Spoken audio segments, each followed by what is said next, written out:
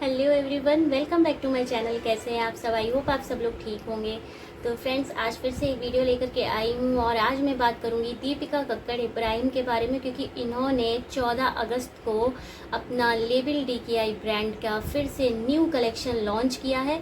यानी कि जिन लोग नहीं जानते हैं उनको बता दूँ कि दीपिका कक्कड़ इब्राहिम एक एक्ट्रेस हैं, टेलीविज़न एक्ट्रेस हैं और उसके साथ साथ ब्लॉगिंग भी करती हैं।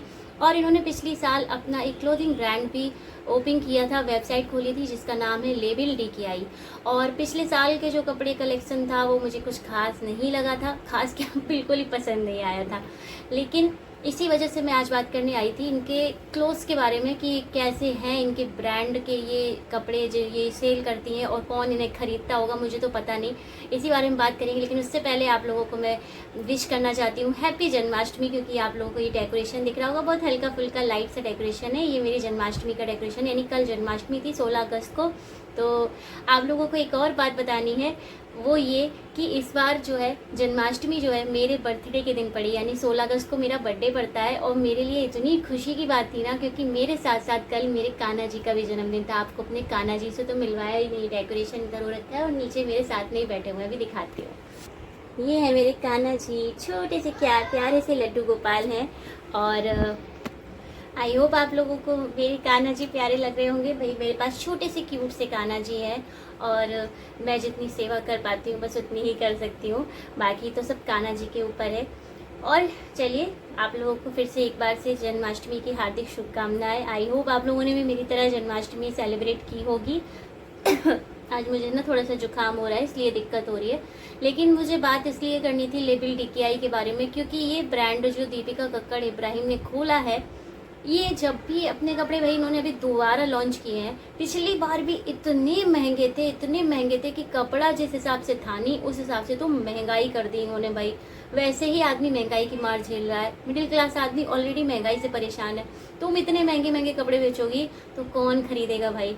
भाई मुझे लगता है, मैं सच बताऊँ ना तो फ्रेंड्स, मैं एक मिडिल क्लास लड़की हूँ और मैं रेगुलर के जो कपड़े पहनती हूँ वो मैं इतने महंगे नहीं पहनती हूँ जितने महंगे ये लेबल डीकेआई में बेच रही हैं। यानी कि जो दीपिका कक्कड़ इब्राहिम की आप वेबसाइट पे जाकर देखोगे लेबल डीकेआई की, तो 3-3 हज़ार, 4-4 हज़ार, 5-5, 6-6 हज़ार के कपड़े हैं जो कि रेगुलर वाले कपड़े हैं। यानी रोजाना में आप मार्केट जाते हो या कहीं घूमने निकल गए तो आप पहनते हो, वो वाले कपड़े जो हैं ये 3-3 हज़ार से ऊपर के कपड़े हैं। और उसका शिपिंग चार्ज अलग लगेगा, इतना सारा चार्जेस मतलब ये जोड़ती हैं।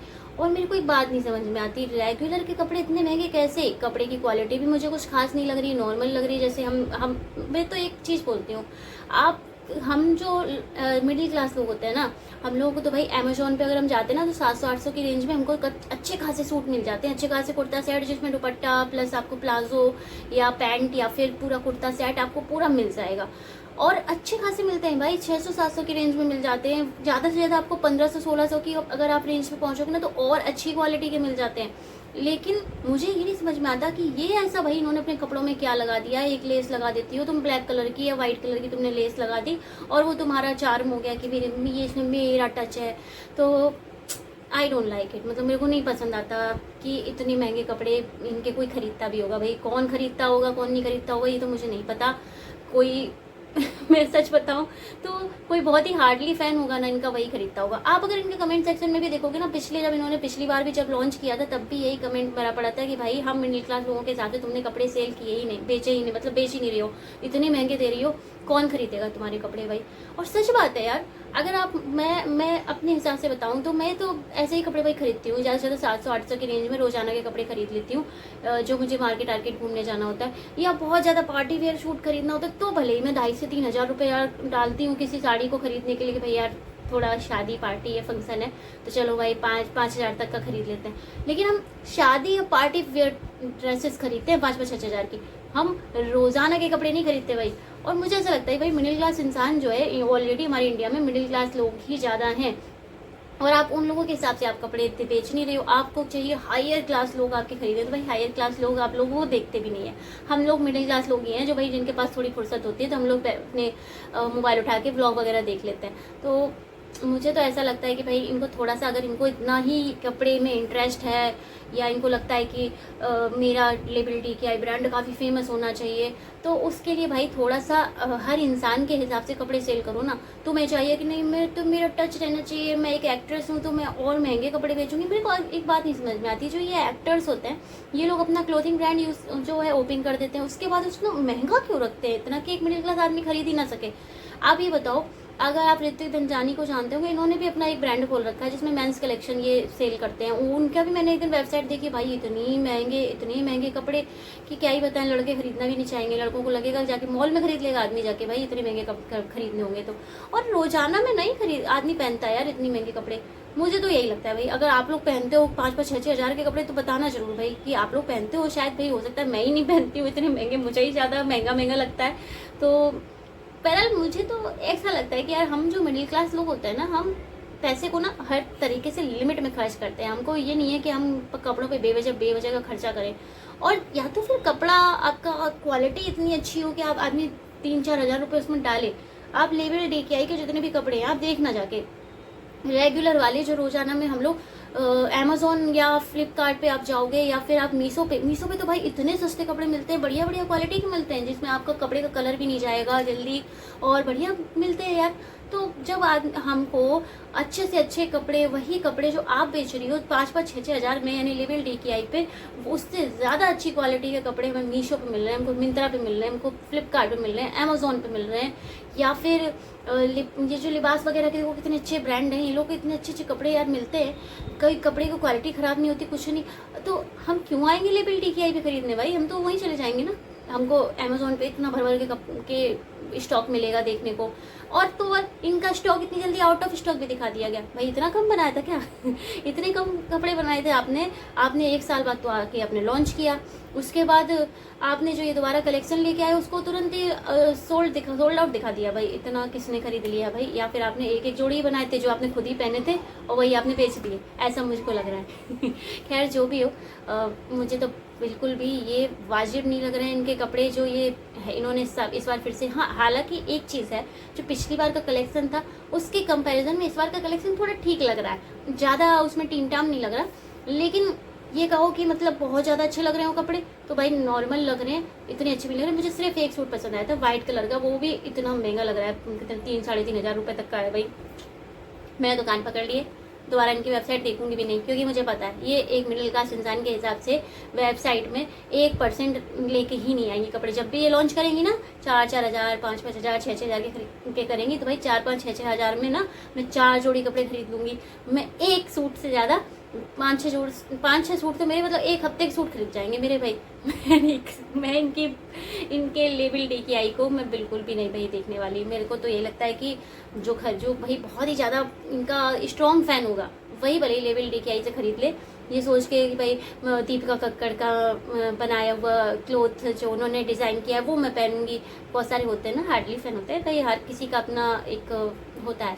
तो भले ही उन्होंने, हालांकि फ़ैन मैं भी थी दीपिका की एक टाइम पे, एज अ एक्टर बहुत अच्छा काम किया उन्होंने, लेकिन भाई धीरे धीरे करके ना मेरा उनके लिए चार्म जो है वो ख़त्म होता जा रहा है। मतलब एक फ़ैन वाली फीलिंग ही ख़त्म होती जा रही है, क्योंकि जब जिस तरीके से ये काम कर रही है ना बिल्कुल भी अच्छा नहीं लगता है। व्लॉगिंग में भी हा होता रहता है हमेशा, और ना तो इनके व्लॉग इंटरेस्टिंग लग रहे हैं उनसे। मतलब दीपिका और शोएब से ज़्यादा आपको जो व्लॉग्स हैं ना वो सबा के ज़्यादा अच्छे लगेंगे देखने में। मैं सच बता रही हूँ, सबा के व्लॉग में सब खुल के बात करते हैं, सब बढ़िया बात करते हैं, और जब इन लोगों के ब्लॉग में तो कोई दिखता ही नहीं है। हस्बैंड वाइफ और उनका बेबी छोटा सा प्यारा सा।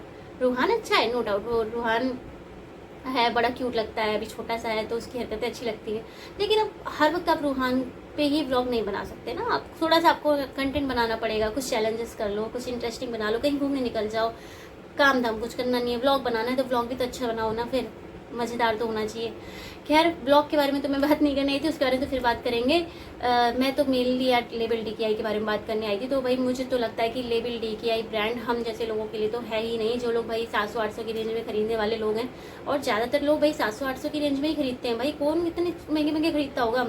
या अगर आप लोग भाई ज़्यादा महंगे खरीदते हो 4-5 हज़ार के रेगुलर कपड़े, तो बता देना भाई मुझे कमेंट करके। हो सकता है मैं ही खुद ज़्यादा सोच रही हूँ लेबल DKI के बारे में, बट मुझे ऐसा लगता है कि नहीं, इतने महंगे इनको नहीं करनी चाहिए। अगर आपने कोई क्लोथिंग ब्रांड खोला, चाहे कोई भी खोले, इवन मैं भी अगर कभी भविष्य में मतलब कोई भी इंसान, मतलब मैं एक एग्जांपल दे रही हूँ, कोई भी अगर खोलता है इस तरीके का ब्रांड, तो हर इंसान के हिसाब से सोचो ना। सिर्फ आपने हायर इंसान के हिसाब से सोच लिया कि मुझे तो 4,000-5,000 से नीचे की रेंज में चीज़ें देनी ही नहीं है, 2,000 से नीचे की रेंज में मैं कोई चीज़ बेचूंगी ही नहीं, तो भाई कौन खरीदेगा यार। मतलब आप अगर किसी भी दुकान पे जाते हो, कपड़े की दुकान पे, तो ऐसा नहीं है कि आपको वहाँ पे सिर्फ और सिर्फ महंगे ही कपड़े मिलेंगे, हर तरीके का मिलेगा। आप अगर किसी भी रेडीमेड शॉप पे चले जाओ, यहाँ पे बच्चों के कपड़े मिलते हो या फिर किसी मेंस वेयर मिलते हो, तो क्या होगा, आपको हर रेंज के कपड़े मिलेंगे वहाँ पे।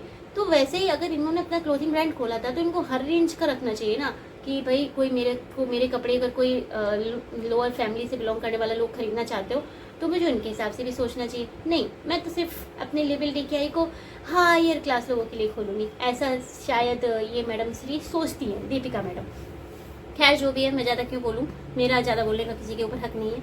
मैं बस अपना पॉइंट ऑफ व्यू देने आई थी, तो मैंने पॉइंट ऑफ व्यू आपको साथ में शेयर किया, और आई होप आप लोगों को पसंद आया होगा मेरा ये पॉइंट ऑफ व्यू। मेरा पॉइंट ऑफ व्यू तो यही था, ये लेबल DKI भाई हम मिडिल क्लास लोगों के लिए है ही नहीं, और है तो भाई बता दो, है अगर तो आप लोग बताना कि क्या हम मिडिल क्लास लोगों के हिसाब से ये है।